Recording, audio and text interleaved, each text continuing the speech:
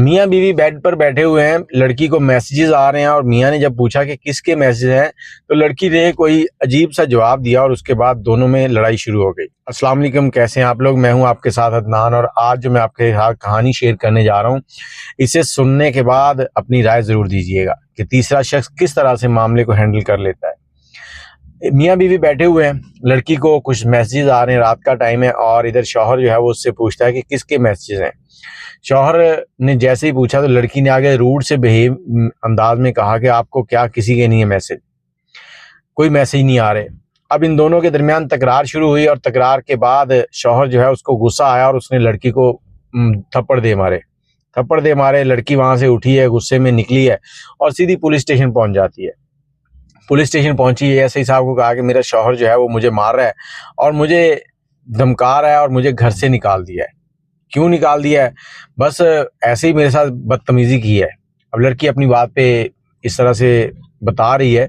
S I صاحب جو ہے بڑی غور سے اس کی بات سنتے ہیں، اور اس کے بعد کہتے ہیں ٹھیک ہے بی بی، پھر ہم ایف آئی آر دے دیتے ہیں۔ اب لڑکی کہتی ہے ٹھیک ہے ایف آئی آر دو۔ اس نے کہا ٹھیک ہے اپنے شوہر کا موبائل نمبر دو۔ اب لڑکی موبائل نمبر نہیں دے رہی، ایڈریس وغیرہ لکھوا رہی ہے، اور اے ایس آئی صاحب جو ہیں انہوں نے موبائل نمبر لیا۔ لینے کے بعد اس کے شوہر کو کال کیا، اور شوہر کو کال کرنے کے بعد اس لڑکی کو کہا کہ آپ بیٹھ جائیں، شوہر کو کہا کہ آپ تھانے آ جائیں۔ شوہر نے بھی اپنی کوئی عزیز وغیرہ تھی، ہمشیرہ تھی یا کوئی تھی، ان کو ساتھ لیا اور تھانے پہنچ گئے۔ اور وہ تھانے پہنچا ہے، میاں بیوی سامنے ہے اور شوہر اس کو غصے سے دیکھ رہا ہے۔ ابھی اے ایس آئی صاحب دونوں کی بات سن رہے ہیں۔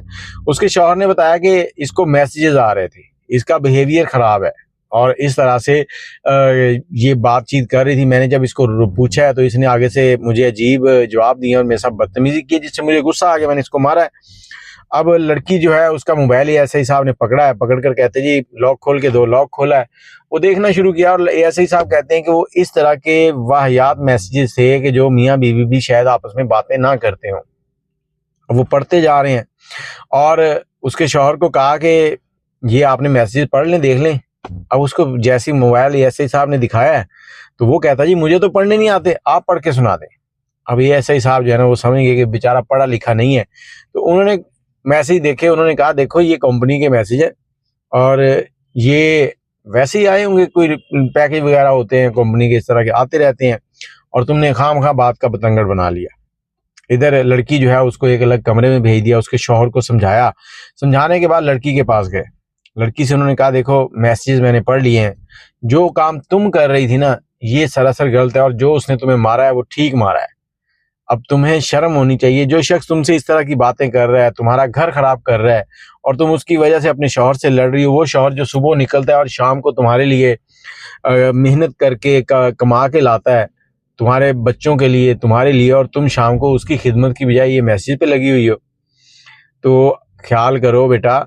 یہ جو انٹرنیٹ کی دنیا ہے نا، یہ صرف دکھاوا ہے۔ جب تمہیں کوئی ضرورت پڑے گی نا، یہ سب کے سب بھاگ جائیں گے، یہ شوہر ہی تمہارے کام آنے۔ لڑکی کو سمجھایا، لڑکی نے معافی مانگی، توبہ کی، اور اس کے بعد وہ ہنسی خوشی اپنے شوہر کے ساتھ چلی گئی۔ شوہر کو بھی سمجھا دیا۔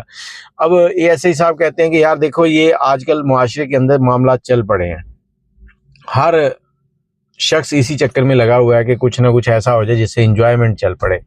تو اپنے بچوں کا خیال رکھیں، بچوں کے درمیان کمیونیکیشن اچھی کریں، اور ان چیزوں کو اگنور کریں۔ اگر کسی لڑکی کو، کسی کو اس طرح کے کوئی لوگ ملتے ہیں جو چند دنوں کے مسافر ہوتے ہیں، تو ان سے گریز کریں، آپ کی زندگی تباہ ہو سکتی ہے ان کی وجہ سے۔